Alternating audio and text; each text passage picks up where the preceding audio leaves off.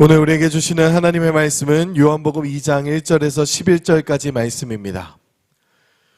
요한복음 2장 1절에서 11절까지 말씀을 봉독하겠습니다. 사흘 되던 날에 갈릴리 가나에 혼인이 있어 예수의 어머니도 거기에 계시고 예수와 그 제자들도 혼인의 청함을 받았더니 포도주가 모자란지라 예수의 어머니가 예수에게 이르되 저에게 포도주가 없다 하니 예수께서 가라사대 여자여 나와 무슨 상관이 있나이까 내 때가 아직 이르지 못하였나이다. 그 어머니가 해인들에게 이르되 너희에게 무슨 말씀을 하시든지 그대로 하라 하니라. 거기 유대인의 결례에 따라 두세 통 드는 돌항아리 6이 놓였는지라. 예수께서 저에게 이르시되 항아리에 물을 채우라 하신즉 아구까지 채우니 이제는 떠서 연회장에 갖다 주라 하심에 갖다 주었더니 연회장은 물로 된 포도주를 맛보고 어디서 났는지 알지 못하되 물돈 하인들은 알더라. 연회장이 신랑을 불러 말하되 사람마다 먼저 좋은 포도주를 내고 취한 후에 낮은 것을 내거늘 그대는 지금까지 좋은 포도주를 두었도다 하니라. 예수께서 이 처음 표적을 갈릴리 가나에서 행하여 그 영광을 나타내심에 제자들이 그를 믿으니라. 아멘.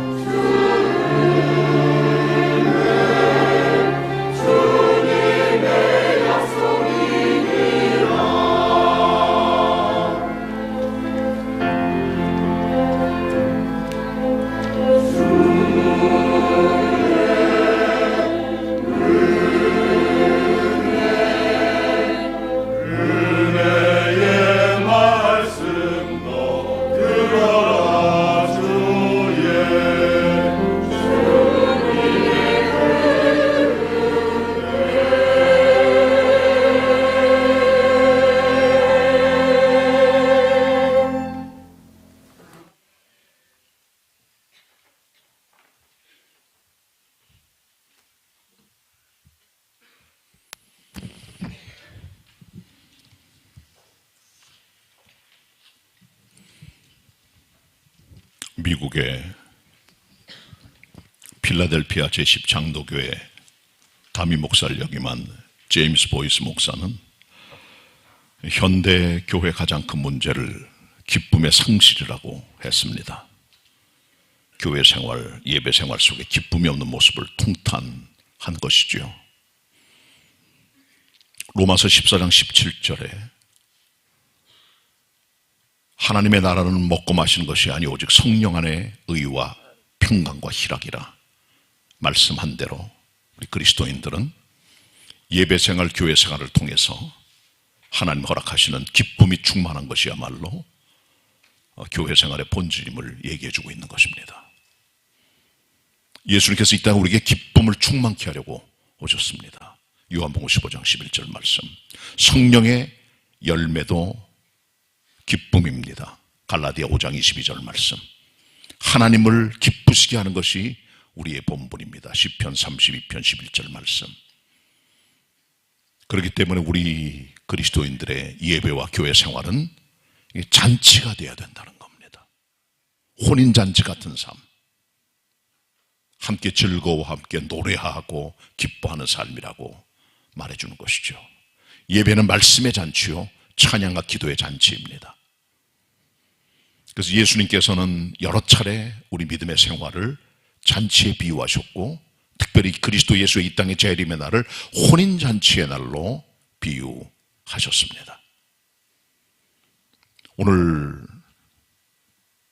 선택된 본문 요한복음 2장 1절로 11절의 말씀은 갈릴리 가나에서 벌어진 혼인잔치의 사건을 서술해주고 있습니다. 예수님의 첫 번째 기적은 혼인잔치의 기적입니다. 기쁨과 즐거움이 넘치는 혼인잔치를 되도록 만드시는 예수 그리스도의 기적적 역사, 물이 변화의 포도주라는 역사를 만드신 그리스도 예수의 기적의 역사를 통해 예수님의 첫 번째 공생의 사역의 기적이 일어나게 된 것이죠. 우리 같이 2장 1절로 2절 말씀을 보도록 하겠습니다.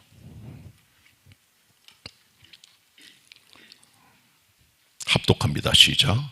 사흘 되던 날에 갈릴리 바나에 혼인이 있어 예수 어머니도 거기 계시고 예수와 그 제자들로 혼인의 청함을 받았더니 아멘. 여기 사흘 되던 날이라고 하는 그 말은 앞에 1장 뒤에 기록한 대로 나다나엘이라고 하는 빌립의 친구가 예수님께 와서 제자가 되는 사건 이후에 벌어진 3일 뒤의 얘기라 그 말입니다. 예수님께서 갈릴리 가나에 혼인이 있었는데 거기 가셨다는 거죠. 이미 예수님은 거기 가셨습니다.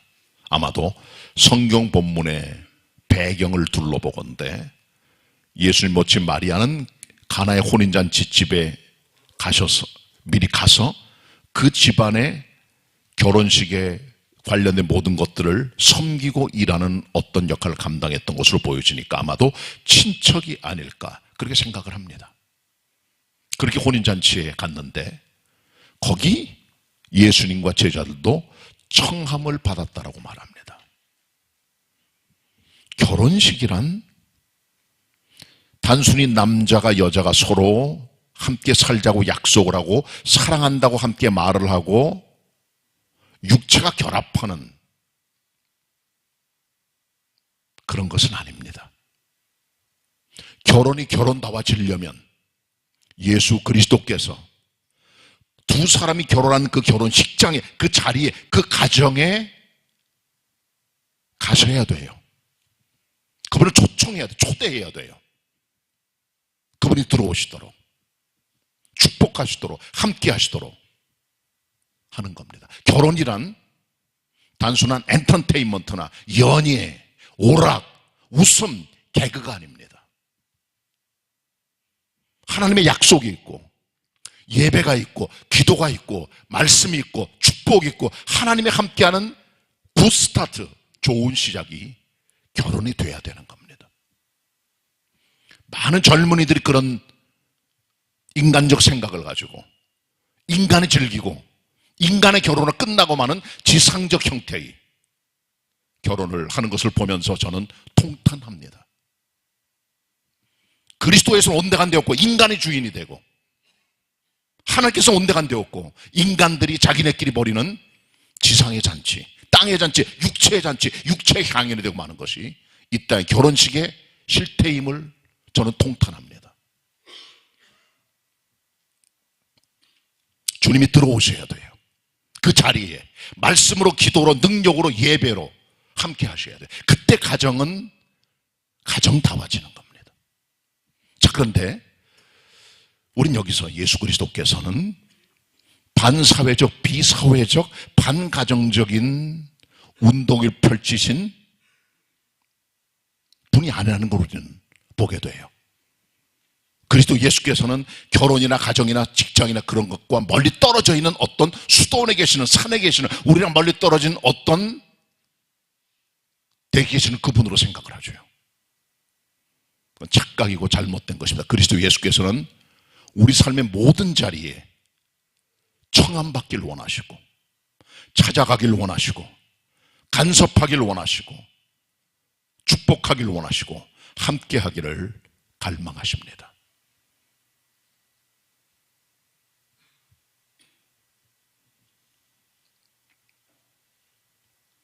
기독교는 세상 속에 들어가 있는 소셜한 체계를 가지고 있습니다. 사회적 관계가 대단히 중요한 거예요. 독불장군, 왕따, 수도사가 되는 게 아니에요.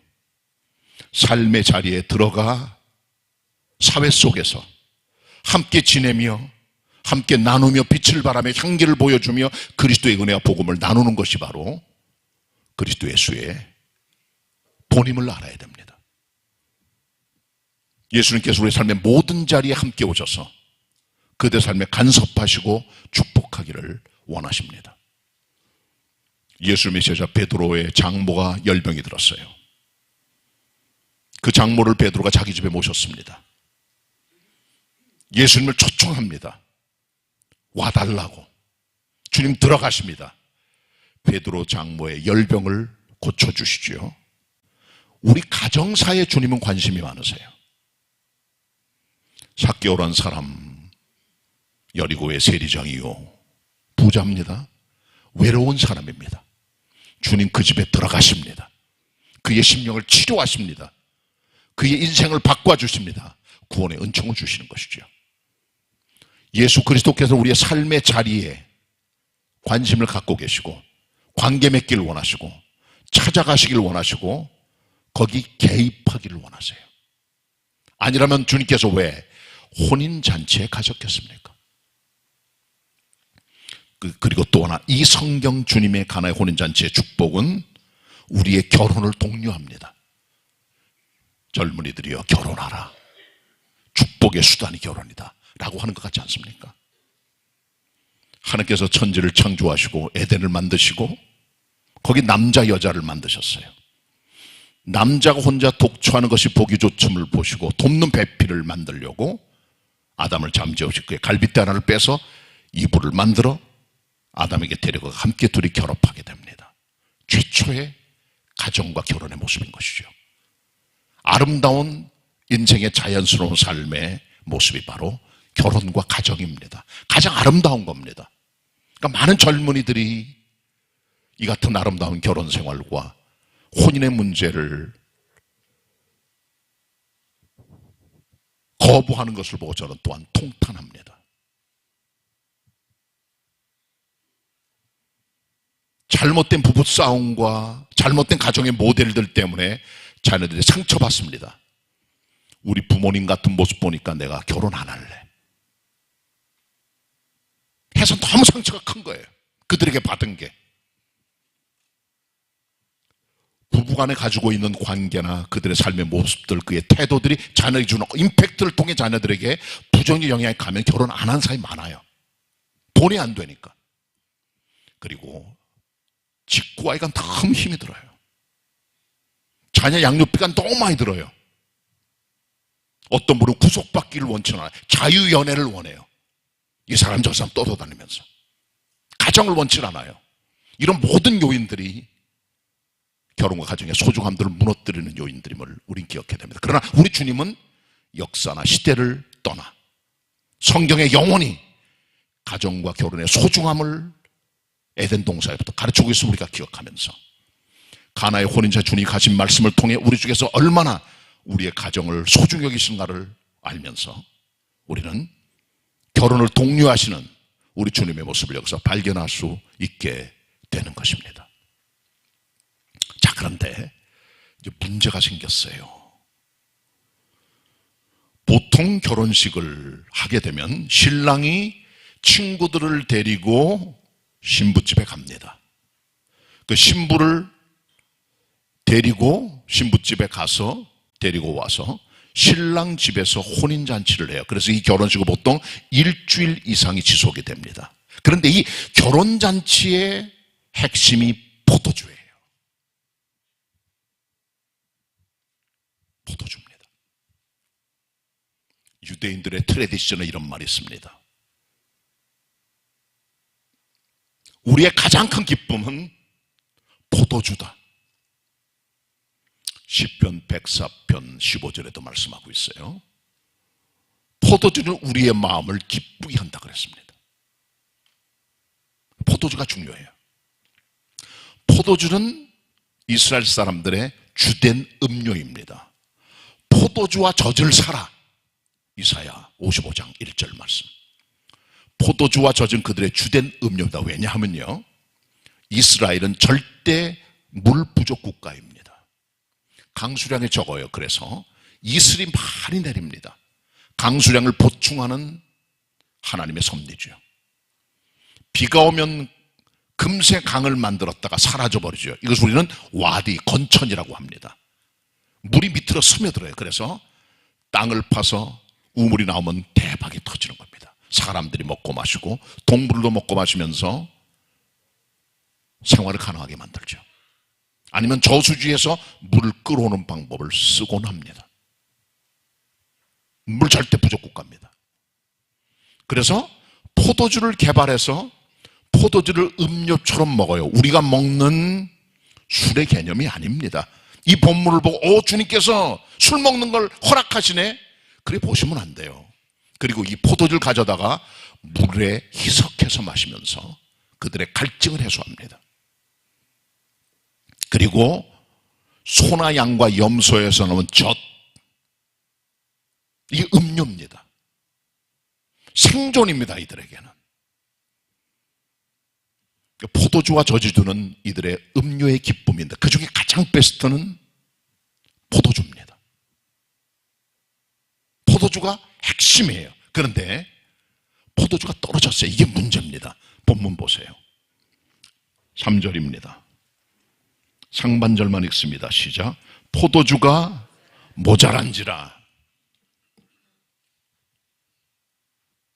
코로나 한참일 때 우리 애들 둘을 결혼을 시켰는데 뭐가 고민이겠습니까? 코로나가 발생하니까 사람이 얼마나 올지 가늠이 안 되는 거예요. 들리는 소문에 어떤 분 자녀가 결혼을 했는데 300명분을 예측을 해 미리 계약을 하고 음식을 준비했는데 100명만 온 거예요. 200명 날아갔대요. 돈은 어차피 다 지불하는 거니까. 어떤 분은 또 코로나 때문에 100명쯤 올 줄 알았더니 200명이 와서 나머지 100명은 갑자기 수소문해서 식당을 예약해서 갈비탕으로 때웠다는 데도 있더라고요. 그런데 이 본문에 보면 포도주가 떨어졌다는 말은 하객이 많이 왔다는 것으로 추정할 수가 있는 거죠. 그리고 이 성경에 보면 이 집에는 돌로 만든 물 항아리가 6개가 있었어요. 100리터짜리 드럼통의 크기를 가지고 있는 게 6개가 됐다는 거예요. 엄청나게 큰 겁니다. 거기 물을 담아서 유대인의 결례를 따라 여행객들이나 거기 살고 있는 사람이 들락날락하면서 손과 발을 씻어요. 물을 떠다가. 그러니까 이 집은 부잣집입니다. 손님의 막내가 많은 집이에요. 그 집에서 결혼잔치를 하게 된 겁니다. 많은 사람이었어요. 기대 이상보다. 포도주가 떨어졌습니다.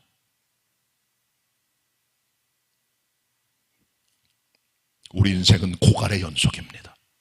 이 본문은 삶의 당황스러운 사건을 경험하는 우리 인생의 황당한 기회를 보여주고 있어요. 포도주 없는 것이 결혼식의 수치입니다.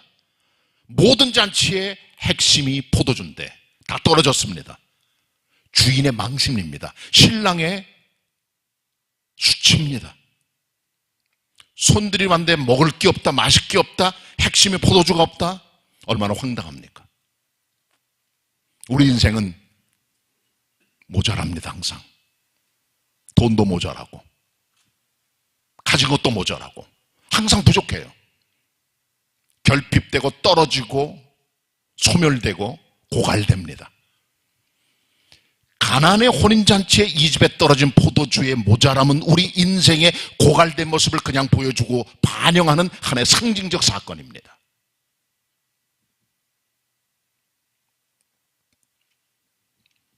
우리의 돈도 고갈돼요. 젊었을 때 열심히 쓰시죠. 은퇴해보세요. 연금이나 다른 거 이자고 살아갑니다. 집 하나 있어도 별로 도움이 되지 못해요. 건물 갖고 세 주고 계십니까? 도배도 해야 돼요. 새로운 사람 들어올 때. 싱크대 고쳐줘야 돼요. 은행에 대출금 갚아야 돼요. 그러니까 넉넉하지 않아요. 고갈돼요, 인생이란 게. 젊은이들이 쾌락을 추구합니다. 나이 점점 들어갑니다. 그 힘도 다 빠져요. 노인들을 보세요. 젊음, 욕망, 힘 다 사라집니다. 언젠간 할배 할매가 되는 거예요. 영원히 여러분이 가지고 있는 모든 것들이 보존될 것이라고 생각하지 마시길 바랍니다. 언젠가는 고갈됩니다. 부족합니다. 모자랍니다. 다 떨어지는 날이 오게 되는 거예요. 우리 인생살이는 늘 부족합니다. 고갈되는 삶입니다. 사라집니다. 없어집니다. 그게 우리 인생입니다. 자, 우리 이 본문을 다루면서 주의 있게 봐야 될 인물 하나가 있어요. 예수님과 제자보다 먼저 혼인식장에 가 있었던 예수님의 모친 마리아입니다. 마리아가 포도주가 떨어졌다고 예수님께 말합니다. 예수님 말씀하십니다. 여자여, 내가 이 일에 무슨 상관이 있습니까? 내 때가 이르지 않았습니다. 그때 예수님 모친 마리아는 하인들에게 말합니다. 예수님 뭐라고 말씀하시든지 너희는 시키는 대로 하라. 이렇게 돼 있어요. 여기서 우리는 마리아의 모습을 발견하게 돼요. 본문 같이 보도록 합니다. 3절 하반절입니다. 5절까지입니다. 제가 읽겠습니다. 예수의 어머니가 예수에게 이르되 저희에게 포도주가 없다 하니 예수께서 가라사대 여자여 나와 무슨 상관이 있나이까? 내 때가 아직 이르지 못하였나이다. 그 어머니가 하인들에게 이르되 너에게 무슨 말씀을 하시든지 그대로 하라 하니라. 이 본문에 보시면 예수님 어머니가 저에게 포도주가 없다고 말해요. 있는 사실 그대로 말해요. 우린 여기서 마리아의 심정을 읽게 됩니다. 마리아는 평범한 여자예요. 예수님 탄생할 때 가브리엘 천사가 내려와 성령 잉태를 예언합니다. 실제로 잉태돼 예수님을 낳습니다. 동방 박사들이 황금 모략 유향을 가져와 주님 앞에 경배하며 예물 드립니다. 목자들이 와서 주님을 뵙고 경배합니다. 그걸 다 만판에 담아둬요. 마리아는 이 보통 아들이 아니다. 이 아이는 특별한 아이다. 마음에 담아둡니다. 예수님 12살 됐을 때 6월절 돼서 하나님의 성전에 올라갔어요.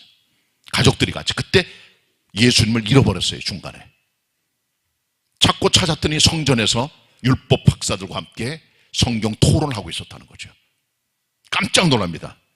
예수님 말씀합니다. 왜 나를 찾습니까? 아버지 집에 내가 있는 게 당연하지 않아요? 그걸 다 마음에 담아둬요. 그리고 마리아는 내 아들 그리스도 예수가 언젠가는 대단한 사건을 대박을 터뜨린 종이라고 생각했을 거예요. 왜? 그가 한 행동, 그 사건, 기적들을 다 마음에 품고 있었으니까. 그런데 결정적 찬스가 왔습니다. 혼인잔치에 포도주가 떨어졌어요. 거기 예수님과 제자들 함께 왔습니다. 때는 이때로구나. 예수님께서 말합니다. 포도주가 떨어졌다고. 이건 어머니의 욕심입니다. 아들이 대단한 역사를 만들기를 갈망하는 어머니의 욕심, 어머니의 성급함이 여기 담겨져 있는 거죠. 예수님께서는 단칼에 자르십니다. 여자여, 난 일에 상관없습니다. 내 때가 이르지 않았습니다. 이것은 하나님의 때가 다른 거예요. 마리아는 조급하고 성급하고 아들이 뭔가 되기를 갈망합니다. 자랑하고 싶어요. 내 아들이 똑똑합니까? 공부 잘합니까? IQ가 높아요? 영재학교 보내고 싶어요? 말하고 싶어져. 입이 마려워 자꾸 간질간질해. 뭔가 얘기하고 싶어서 드러낼 때가 됐어요. 지금 이제. 근데 예수 단칼에 자르셨어요. 여자여, 헬라 원어는 귀나이, dear lady, 존경하는 여자요. 이 말은 여자를 비하하는 표현이 아니에요. 헬라 원어는 여자를 존중하는 표현이라 레이디란 뜻이에요. 자, 그런데 주님께서는 그렇게 말하면서도 잘라내십니다. 이 일은 나와 상관이 없습니다. 난 때가 안 됐기 때문에. 하나님의 때가 있는 결정적인 자리가, 그걸 마리아는 모르고 있었던 거죠. 마리아는 예수 그리스도 앞에 한 여인입니다. 귀나이예요. 그냥 메시아 그리스도 앞에 구속받아야 될 죄인입니다. 구세주가 필요해요. 카톨릭에서 말하는 마리아, 무염시태, 평생동정녀, 몽소수조교리는 다 새빨간 거짓말입니다. 우린 이것만 해도 로마 카톨릭의 잘못된 것을 깨뜨릴 수 있는 근거가 되는 것을 발견하게 되는 겁니다. 하나님 말씀 위에 인간의 교리를 만들어 전통을 세우는 카톨릭의 잘못된 메리올로지, 마리아학의 허구를 보게 되는 거예요. 십자가 죽으실 때 주님께서 말합니다. 여자여 보십시오. 내 아들입니다. 당신의 아들 아니요. 십자가의 그리스도 앞에 마리아는 가련한 죄인이었음을 우리는 발견하게 돼요. 이 땅의 어떤 사람도 그리스도 예수의 중보적 필요성을 발견하게 되는 겁니다. 마리아라고 특별한 여자 아닙니다. 똑같은 흉악한 여자입니다. 신격화시킨 카톨릭의 잘못은 마땅히 정죄받아야 됩니다. 황후도 아니고 신도 아닙니다. 마리아는 그냥 평범한 여인이에요. 그 성급함을 보세요. 주님 자르십니다. 여자야, 내 때가 이르지 않았다. 하나님의 때가 있는 거야. 말씀하신 주님의 모습을 우리 한번 짚고 넘어가야 되겠어요. 자, 그리고 나서 주님께서는 이제 당황한 이 가족들을 보시고 자비를 베풀기를 갈망하시죠. 그리고 거기 있는 물이 담겨져 있는 돌 항아리를 주목하십니다. 거기 물을 채우라고 하십니다. 그리고 그게 포도주가 됩니다. 최상급 포도주. 우리 주님께서는요, 우리들에게 최상급을 주세요. 풍성이 부족함이 없도록. 모자란 우리 인생 속에, 고갈된 우리의 삶 속에 친히 찾아오셔서 풍성한 은총도, 그것도 최고급의 베스트로 부어주시는 분이세요. 본문 같이 보도록 합니다. 6절입니다. 거기 유대인의 결례를 따라 두세 통 드는 돌 항아리 6이 놓였는지라. 예수께서 저희에게 이르시되 항아리에 물을 채우라 하신즉 9가지 채우니 이제는 떠서 연회장에 갖다 주라 하심에 갖다 주었더니 연회장은 물로 된 포도주를 맛보고 어디서 났는지 알지 못하되 물떠온 하인들은 알더라. 연회장이 신랑을 불러 말하되 사람마다 먼저 좋은 포도주를 내고 취한 후에 낮은 것을 내거늘 그들은 지금까지 좋은 포도주를 두었도다 하니라.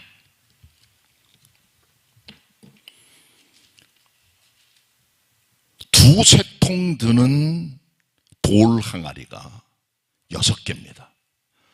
유대인의 전통 용량, 도량형의 단위를 따르면 한 통의 크기는 오늘날 따지면 10개월원 44리터 정도가 돼요. 이게 한 통입니다. 두세 통이니까 80에서 120리터죠. 2리터짜리 페트병 4개에서부터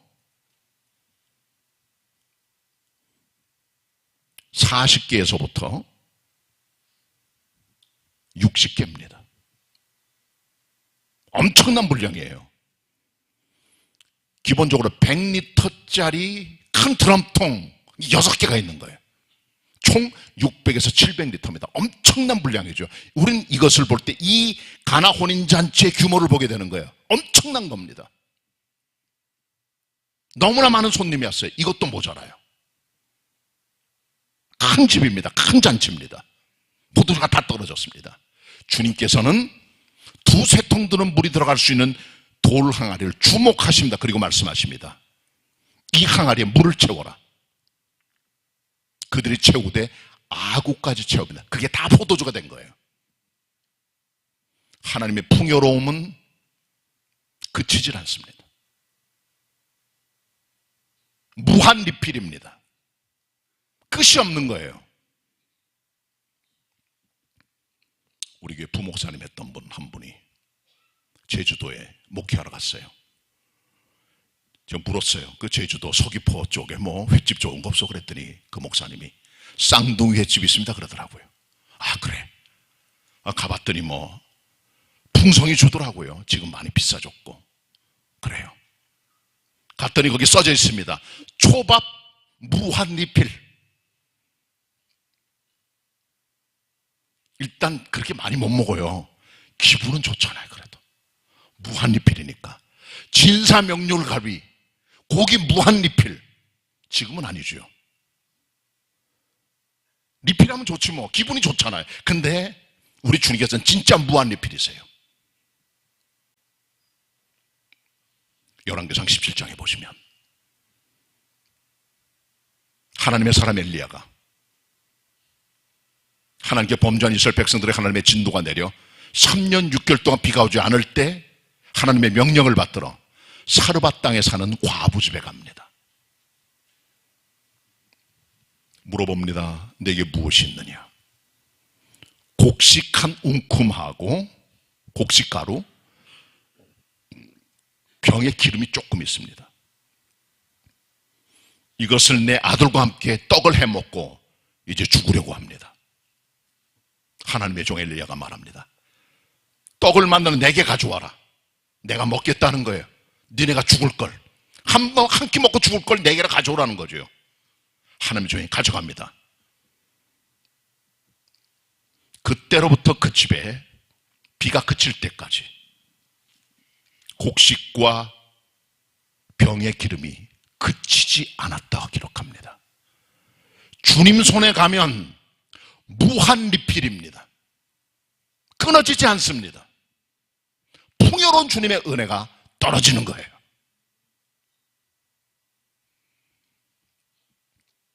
엘리야의 제자 엘리사가 스승이 승천한 이후로 하나님의 일을 감당해 나갈 때 어느 날 생도 부인이 찾아와요. 그의 제자의 부인이에요. 남편이 죽었어요. 선지자의 생도의 부인 와서 말합니다. 남편이 죽고 우리 먹을 게 없어서 빚을 졌는데 채주가 와서 우리 두 아들을 종으로 달라고 합니다. 어떻게 하면 좋겠습니까? 간곡한 사정을 들은 하나님의 사람 엘리사가 너희 집에 모든 그릇을 빌려다가 다 채워넣어라. 온 동네방네 모든 그릇을 가져와. 내가 갖고 있는 병에 들어있는 기름을 거기다 부어라. 붓습니다. 무한 리필입니다. 계속 나오는 거예요. 한 병이 100병, 1000병이 되는 거죠. 그리고 말합니다. 다 부었느냐 이게. 그릇이 없어 못 부겠습니다. 그렇지. 이 기름을 가지고 빚을 갚고 너와 내 두 아이와 생활하라. 열왕기하 4장 1절로 7절의 말씀입니다. 주님 손에는 부족함이 없어요. 무한 리필입니다. 자, 그런데요, 주님의 무한 리필, 싸구려 리필이 아닙니다. 쌍둥이 횟집의 초밥 고퀄리티는 아니에요. 먹을만 하지만 좋은 건 아닙니다. 진사명륜갈비도 고퀄리티는 아닙니다. 우리 주님께서는 최고급으로 주세요. 예수님 말씀하십니다. 물을 떠서 갖다 줘라. 포도주가 됐어요. 연 회장이 맛을 봤다 그랬습니다. 연 회장은 the master of the banquet입니다. 파티를 주관하는 사람이에요. 보통 집주인이나 신랑, 신부, 당사자들은 파티 장애를 주관 못해요. 본인들은 결혼식에 신경 써야 되니까. 그래서 그 가정에 높은 어른이나 유지나 동네 어른이 와서 그 일을 주관하는 일을 감당했던 거죠. 맛을 봅니다. 그리고 신랑에게 말합니다. 우리 보통 처음에 좋은 것 주다가 술 취하면 나쁜 것을 주는데 이 집은 가장 좋은 걸 끝까지 남겨두었구만. 칭찬합니다. 보통 사람들의 관습에 따르면 술을 마실 때 먼저 좋은 걸 줘서 입맛을 기쁘게 해요. 그리고 술 취한 미각이 상실되죠.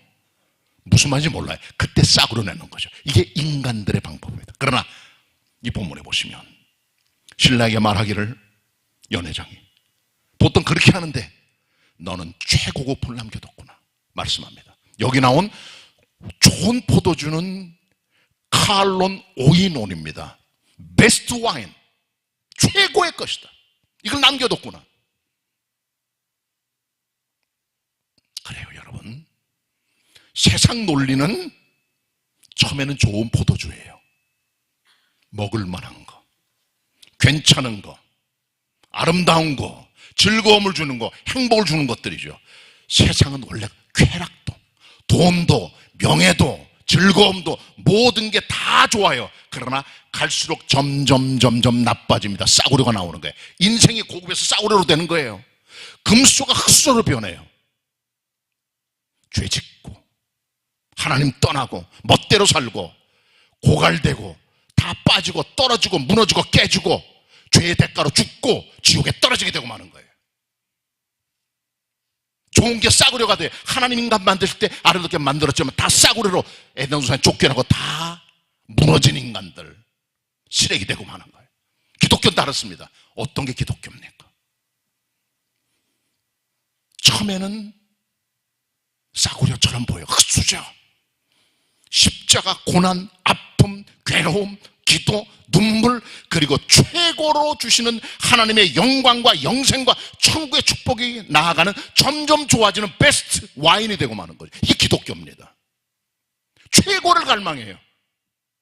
뭐라고 오바마가 미국의 민주당 대통령 후보로 나왔을 때 외쳤던 캐치프레이즈가 있습니다. The best is yet to come. 최고의 꽃은 아직 오지 않았다. 영국의 퓨리탄 청교도들이 외쳤던 인사말입니다. 국가교회 핍박, 카톨릭 핍박에 견디지 못한 그들이 함께 만나 서로 위로를 받아요. 그 인사를 통해 The best is yet to come. 최고에게 기다리고 우리 참고 인내하자. 그런 거죠. 여러분 그렇습니다. 여러분 인생에 최고의 것은 아직 오지 않았습니다. 좋은 포도주가 기다리고 있는 거예요. 여러분의 인생 속에 끝나지 않았어요. 10대들에게도 20대, 30대, 40대, 50대, 70, 80대까지 우리에겐 베스트 와인이 기다리고 있는 거예요. 하나님의 것들이. 소망으로 사시길 바랍니다. 자, 근데 중요한 게 또 하나 있어요. 포도주의 근원을 물을 돈 하인들은 알아요. 그러나 연 회장은 맛만 보고 즐기주요. 어디서 만나를 몰라요. 본문 같이 봅니다.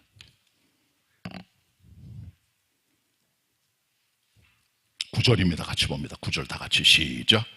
연회장은 물로 된 포도주를 맛보고 어디서 났는지 알지 못하되 물도온 하인들은 알더라. 아멘. 많은 사람들이요 하나님의 축복을 은혜를 받아 살아요. 우리 인생 속에 숨 쉬는 거, 몸의 건강, 가정과 직장, 삶의 여러 가지 축복들 그냥 즐겨요. 이 포도주처럼 맛보고 인생 괜찮은 거로구나. 어디서 왔나는 몰라요. 뿌리를. 기적을 본 하인들이 아는 겁니다. 계급이 높은 사람, 앉아서 즐기는 사람, 포도주 마시는 사람, 고급 미식가들, 좋은 차 타고 그런 사람, 그런 사람들이 아는 게 아니에요. 기적의 현장을 맛본 물도온 하인들이 아는 겁니다. 현장을 봐야 돼요. 뿌리를 봐야 돼요. 근원을 봐야 돼요. 모든 우리가 맛보는 축복들의 원천은 그리스도 예수이십니다. 그것을 바라봐야 돼요. 중국 사람들 속담에 이런 얘기가 있습니다. When you drink water from the stream, remember the spring. 냇가에 가서 물을 마실 때 물의 근원에 샘을 생각해라. 어디서 나오는지. 연 회장은 맛은 봤지만 근원을 몰라요. 초등학생 같은 겁니다. 하나님의 세계를 몰라요. 영적 세계를 몰라요. 기적을 몰라요. 그리스도를 몰라요. 계시를 몰라요. 비천한 물돈 하인들이 그 현장을 목격하고 물이 변해 포도주는 이 놀라운 기적을 알고 경험하게 된 겁니다. 여러분, 모든 축복은 하나님께로부터 내려옵니다. 염두에 두셔야 돼요. 그것을 경험하는 것, 아는 것, 그건 믿음입니다. 말씀 정리합니다. 예수 그리스도를 여러분의 결혼식과 혼인잔치에, 여러분의 삶의 자리에 모셔드리세요. 부족한 게 있다면 주님 앞에 나아가세요. 주님께서 넉넉하게 풍성하게 최고의 것으로 여러분의 인생의 모든 것들을 채워주실 것입니다. 믿으시면 아멘 하시길 바랍니다. 기도합니다. 하나님 아버지, 주의 말씀은 대언하였습니다. 오늘 주신 말씀을 기억하며